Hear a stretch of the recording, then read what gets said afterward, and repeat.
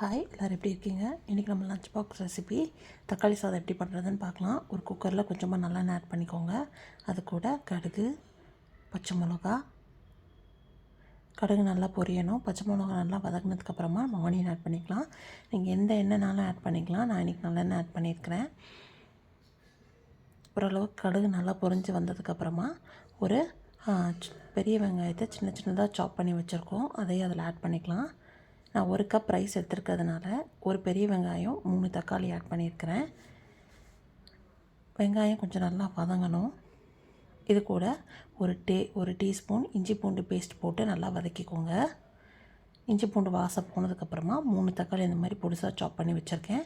அதையும் நல்லா ஆட் பண்ணி மிக்ஸ் பண்ணி விட்டுக்கோங்க. தக்காளி நல்லா மசிங்கணும். மசிக்கிற வரைக்கும் அதை நல்லா வேக விட்டுக்கோங்க. இது கூட 1/4 டீஸ்பூன் மஞ்சள்தூள், ஒரு டீஸ்பூன் மிளகாய்த்தூள், கொஞ்சம் உப்பு ஆட் பண்ணி நல்லா மிக்ஸ் பண்ணி விட்டுக்கோங்க. எல்லா மசாலாவும் ஆட் பண்ணி நல்லா மிக்ஸ் பண்ணிவிட்டு வதக்கிட்டே இருங்க.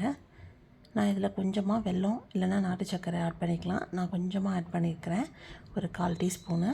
அதையும் ஆட் பண்ணி தக்காளி சாதத்துக்கு நல்லா டேஸ்ட் வந்து நல்லாயிருக்கும். இப்போ நல்லா மிக்ஸ் பண்ணதுக்கப்புறமா இப்போ நம்ம ஒரு கப் ரைஸ் ஊற வச்சுருந்தேன்.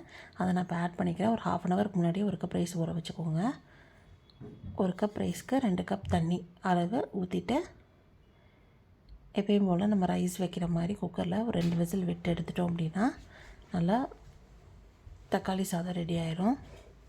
உப்பு பத்தலைன்னா டேஸ்ட் பண்ணி பார்த்துட்டு உப்பு போட்டுக்கோங்க.